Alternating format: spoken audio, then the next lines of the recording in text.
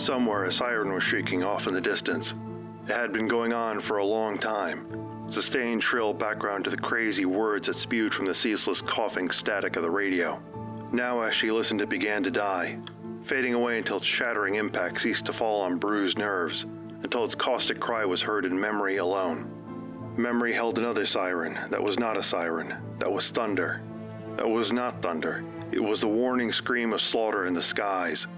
And now again the sound, the dying sound, like a factory steam whistle left to blow itself out.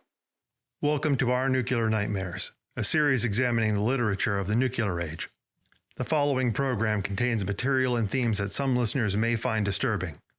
Discretion is advised. Episode 7. Shadow on the Hearth. The year is 1950.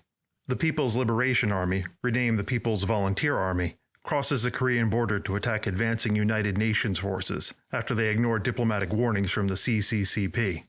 The UN forces, led by General Douglas MacArthur, are caught off guard despite CIA warnings of a buildup and are pushed back with heavy losses. The South African government passes the Population Registration Act, the first of several pieces of legislation that strips basic human rights from the indigenous black population. Institutionalized racism is enforced by an expanding security force that abducts, tortures, and murders opponents. Carlos Delgado Chalbud, leader of the military junta that had overthrown the democratic government of Venezuela, is kidnapped while in Caracas by Rafael Simón Urbina. Urbina is captured and executed on the orders of General Marcos Pérez Jiménez, another member of the junta who assumes power. Shadow on the Hearth was written by Judith Merril and was first published in the United States by Doubleday.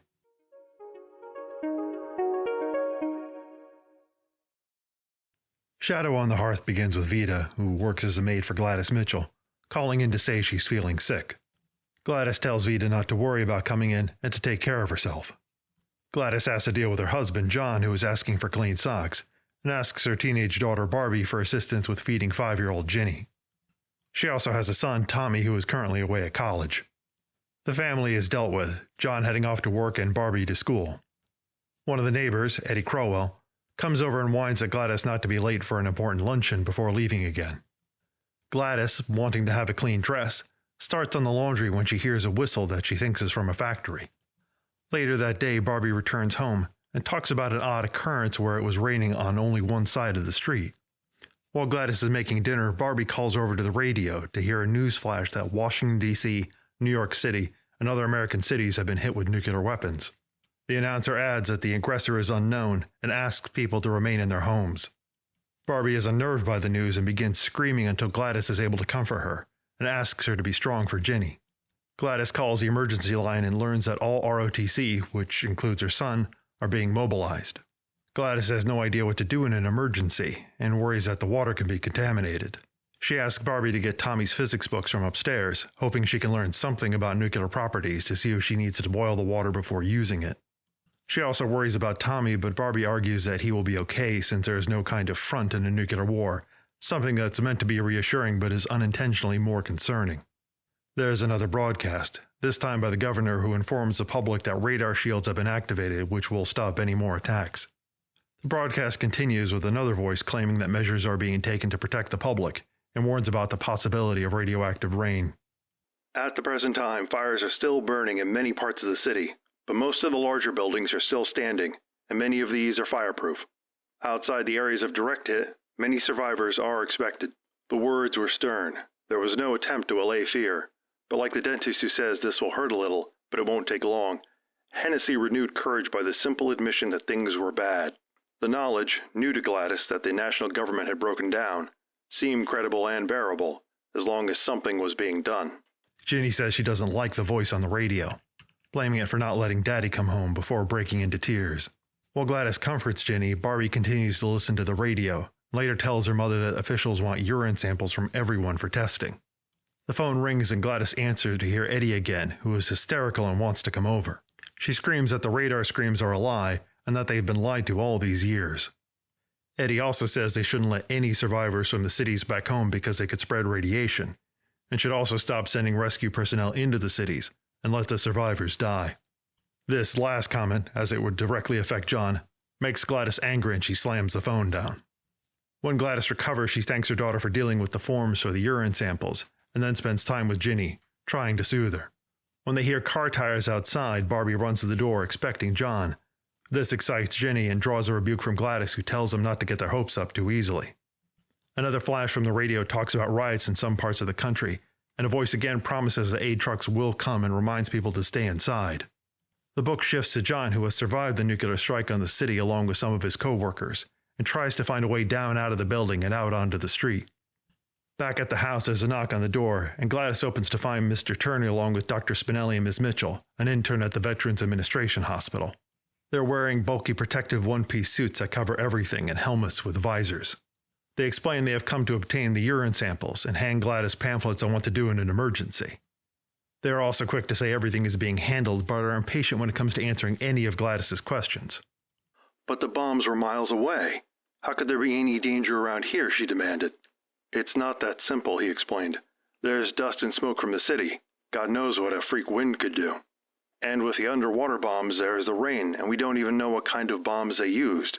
I mean, what they had in them. There are different kinds of fission materials, you know. They need different treatment. Their conversation is interrupted by the phone, which Gladys picks up to find it's Eddie again, still hysterical and saying she is suspicious of the officials. She also claims that people from the cities are wandering around, breaking into houses, and that she thinks she's next. Gladys tells this to Turner and the other officials whom she is talking to, and they wearily decide to see Eddie next and give her a sedative. Once they leave, the family resumes listening to the radio, which repeats that the radar screens are keeping them safe, asks for blood donations, and warns people about going outside where they may be in a danger zone. Gladys reads through the pamphlets, but the information is too general to be useful and only serves to frighten her more. While she's trying to deal with her fears, another message from the radio comes on saying that people in Lower Westchester should prepare for evacuation. Gladys tries to figure out what she should pack for herself and the children, but is quickly overwhelmed by the choices and the lack of any guidance for what to bring. She's startled by a knock at the door and sees an indistinct figure outside, which alarms her, so she arms herself with a kettle of hot water before answering. The visitor turns out to be Dr. Levy, who is taking a risk by breaking curfew, and is only there to tell Gladys that things are worse than the officials are letting on, and asks about the children. Gladys, now in a panic, checks on Barbie, who admits after a bit that she vomited, and there's concern it could be due to radiation sickness. Dr. Levy dials the emergency number to get help, but they stall while he's on the line and he decides to leave, obliquely telling Gladys that he's on a blacklist for making speeches. After he leaves, Barbie breaks down crying, terrified she has radiation sickness, not even sure what that means or the consequences. The radio has another news flash, this time claiming that saboteurs have been caught, and that this has stopped the enemy attacks as the agents have transmitters, which are required for the missiles to reach their target. As the broadcast tapers off, Gladys notices the unusual silence and realizes there's no sound of birds. She looks outside and sees many of them lying dead on the ground. Before she can investigate further, there's shouting from the kids who see two men in bulky suits bringing Vida up to the house. The men are suspicious of Vida, thinking she's possibly an agent. In the lull, the man spoke up. You Miss Mitchell? Gladys nodded. Sorry to bust in on you like this, he said. But this woman here says she works for you, and we have to get some information about her. Now, if you'll just answer a few questions, we won't take much time. I'll be happy to answer your questions, Gladys was still indignant, as soon as your friend takes his hands off my maid. She does work for you, then? I'm sorry, lady, but we can't let her go. She might be dangerous. The men subject Gladys to a litany of questions before they finally leave. Gladys asks Vida what happened and how things are outside, which Vida admits are not good. The children ask Vida if she knows anything about their father, which she gamely deflects before starting in on work around the house. Gladys, who is exhausted from staying up the entire time, settles down by the radio, which is relaying messages from the public to their loved ones to tell them that they're alive. Please listen carefully. Someone you know may be among the persons found. John Damien, 1413 Broad Street. Alexander Emery, 105 Haynes Street. Cynthia Evie, 1214 St. Clair Avenue. Michael Fusek, 479 North. Gladys listened curiously as the names, foreign and familiar, harsh and melodious, individual and undistinguishable, rolled out of the radio in a steady procession. From time to time, a thrill of compassion or of sympathetic joy would move her when the name of a friend or neighbor penetrated the greasy haze in which she was wrapped inside the warm blanket in the soft chair. The butcher's son, in the city buying meat, was reported safe at a checking-out station. Old Miss Cross down the street was dead of a heart attack, found in the street by a rescue truck. Time Clara, who was Peggy Turner's cousin, was doing rescue work in the city. When the broadcast ends, Vida insistently urges Gladys to go to bed. When she wakes up later, she learns the officials have visited again, but provided no useful updates. Meanwhile, Barbie, who has stationed herself beside the radio, has learned that Tommy is okay. Gladys takes a call from emergency headquarters, which reports the analysis of Barbie's blood, but the technical details are not something Gladys can understand, and they don't bother to explain. The family is startled when Eddie bangs on the front door, spattered in mud, sobbing and drunk. She makes some more paranoid complaints before passing out. Ginny, who overheard snatches of the conversation and remembers Barbie was sick the night before, asks several questions, including if Barbie might die. Gladys tries to deal with the barrage of questions and reassure Ginny, but has difficulty. Later, she notices the smell of gas and calls the fire department to report the leak, but gets yelled at for her trouble by the dispatcher, who treats her concern with disdain.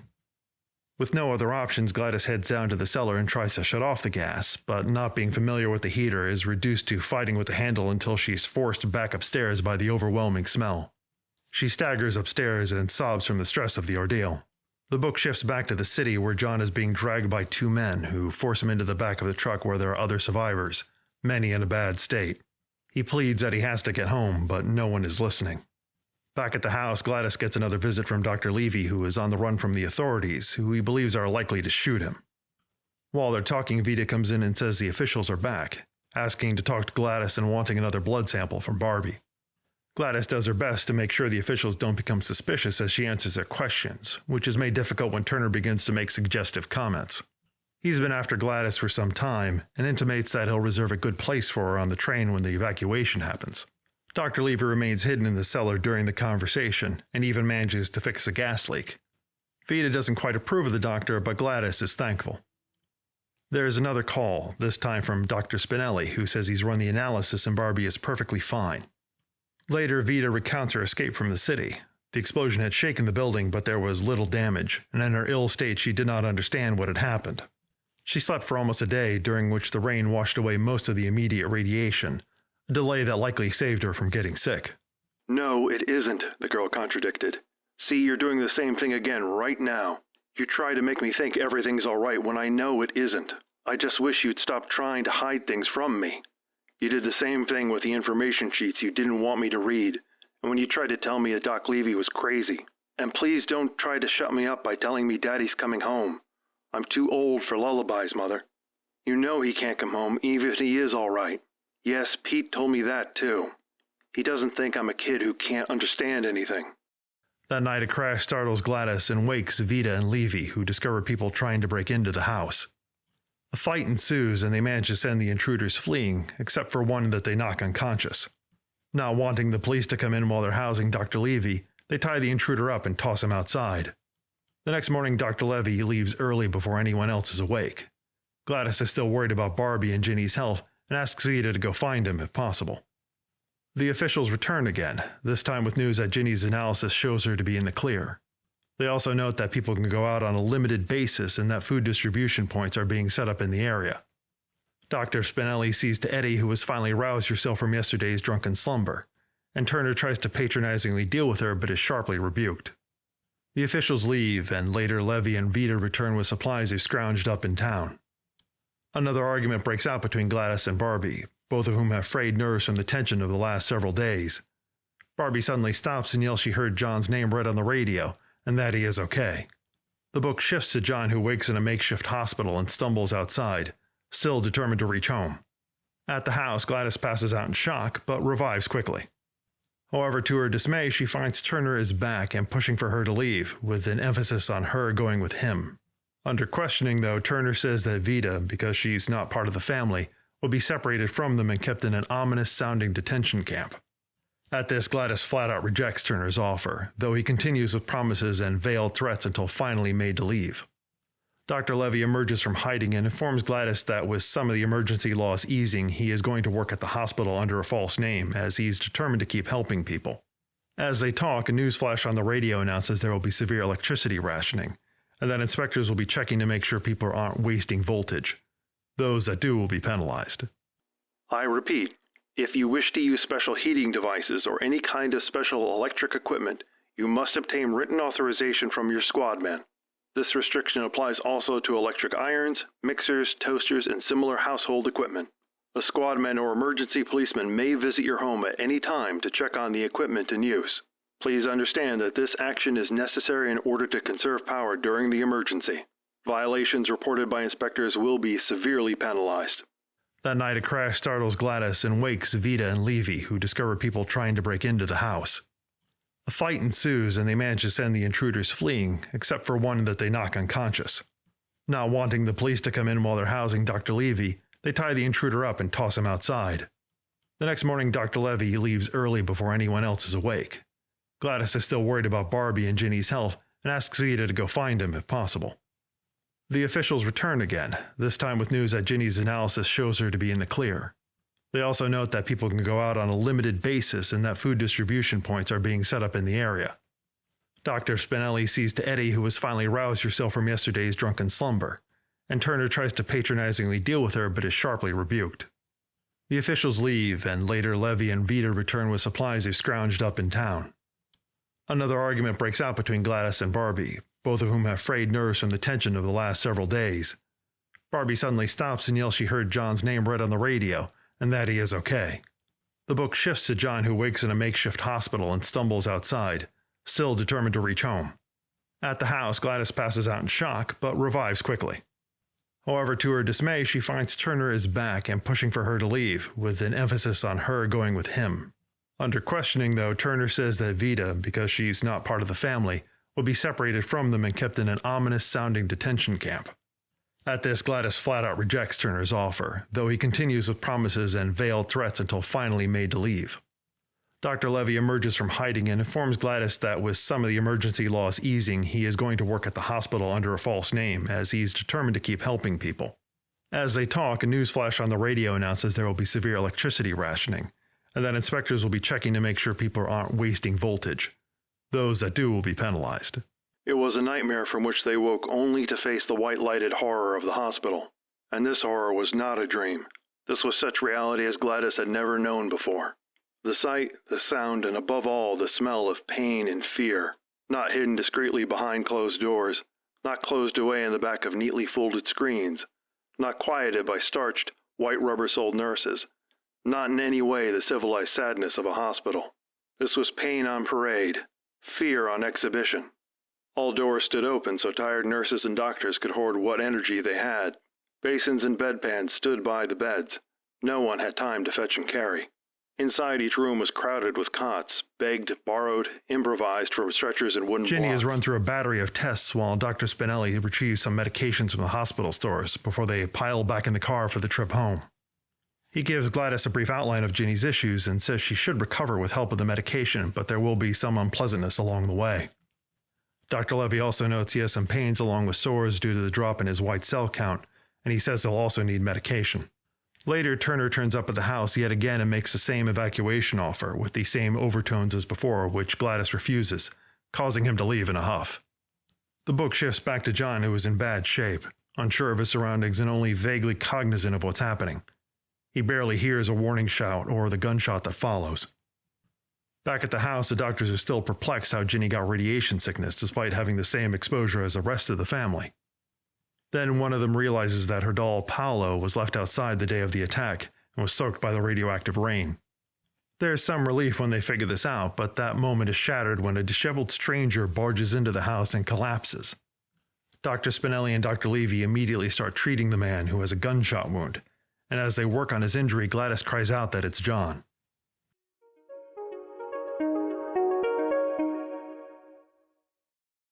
Shadow on the Hearth is a quiet, powerful novel that describes the uncertainty, terror, and danger of a nuclear war.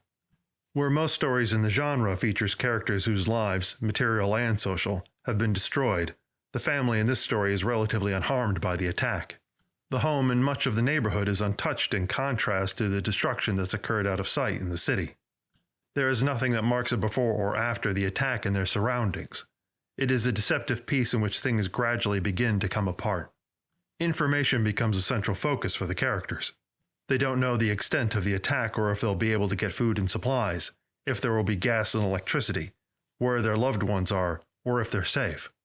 They also have no idea about the effects of radiation, or what steps the government is taking in the crisis. Meanwhile, they are exposed to frightful events such as the unnatural black rain and the discovery of hundreds of dead birds. In this, the characters shared the same problems facing all Americans of that time. Although the United States government was investing billions in nuclear weapon development, production, and deployment capabilities, it had done little when it came to creating any programs to safeguard the public in the event of a nuclear attack. In 1947, the War Department Civil Defense Board issued a report saying that civil defense should be delegated to civilian authorities, as they were best situated to assess effective local implementation, with the federal government providing equipment and resources. Almost nothing was done, and the report was shelved. In 1948, the Office of the Secretary of Defense Office of Civil Defense Planning issued a report recommending the creation of a permanent civil defense agency, and for the government to design guidance and assistance programs. The report was criticized from all sides, particularly on concerns of cost. Almost nothing was done, and the report was shelved. It was only after the Soviet Union detonated its first nuclear weapon in 1949 that there was a concerted call by the public along with officials at the local and state level to design a system for handling civil defense.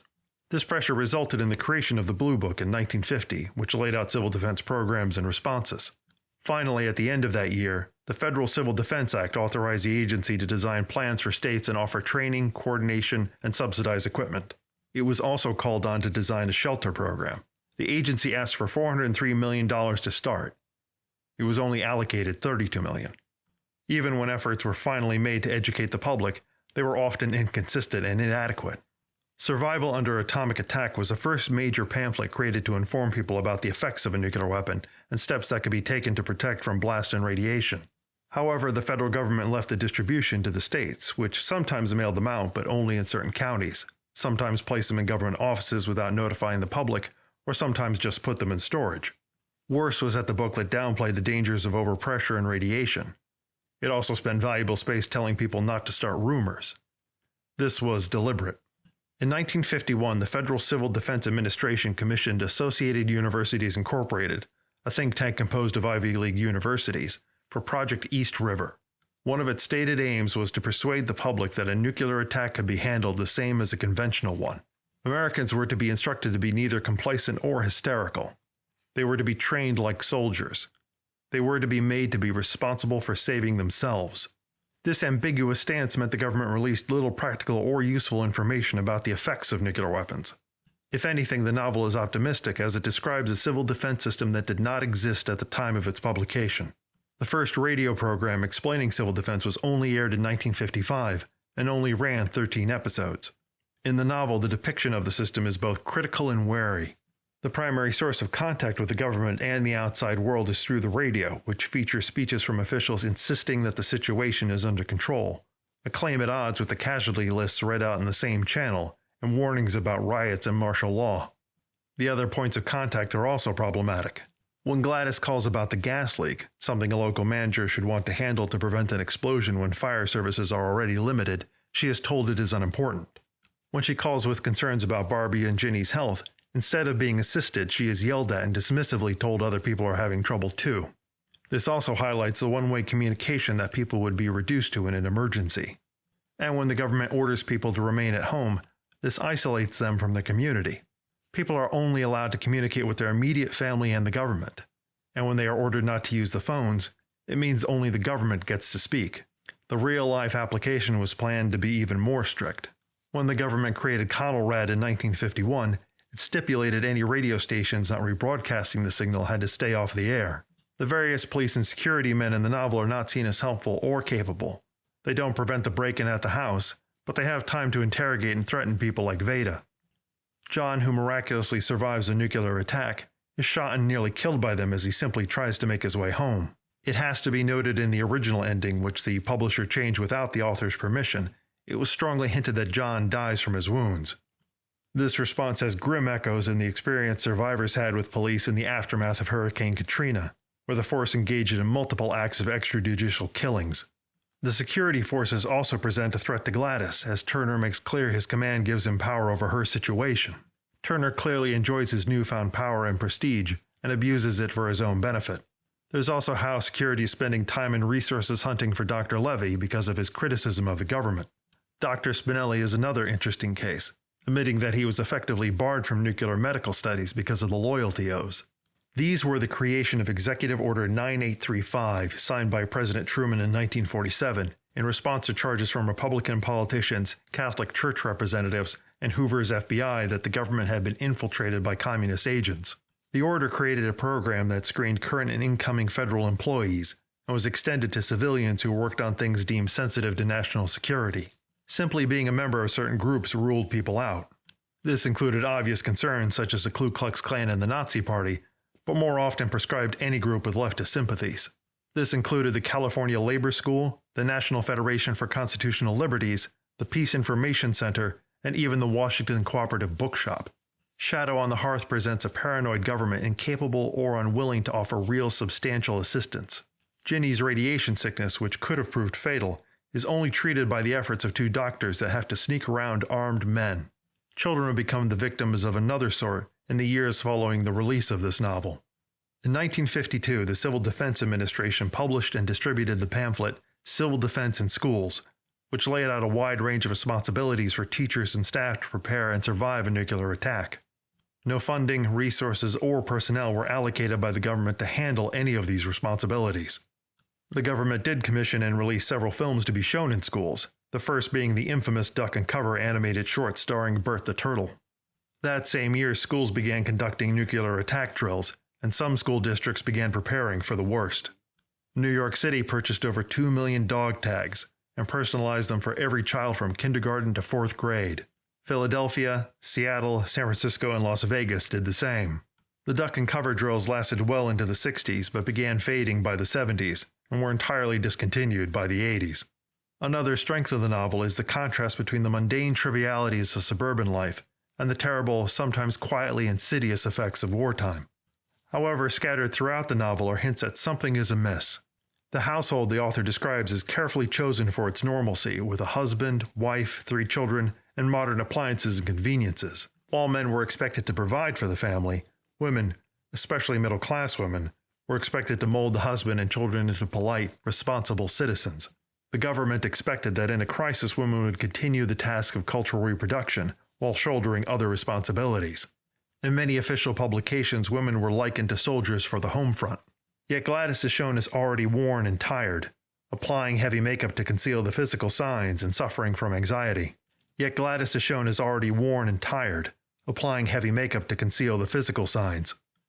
the attack, instead of the house serving as a safe place from the terror, it magnifies the stress and unease.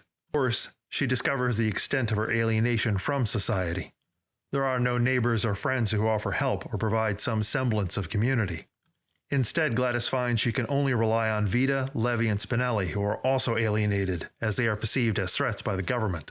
When Gladys refuses the offer of evacuation, it's a choice to forsake the empty society she belonged to and build a new one with the other outcasts. It's only by keeping together as a family, Gladys, Barbie, and Ginny, and with social ties like Vita, Levy, and Spinelli, that they are able to come through the danger. The novel uses the pressure of the war not only to critique the systems that are purportedly designed to protect the public, but also the systems of peacetime life. It is not a story of grizzled survivors, scientists, politicians, or soldiers, but of everyday people trying to find a way in the war feared to come.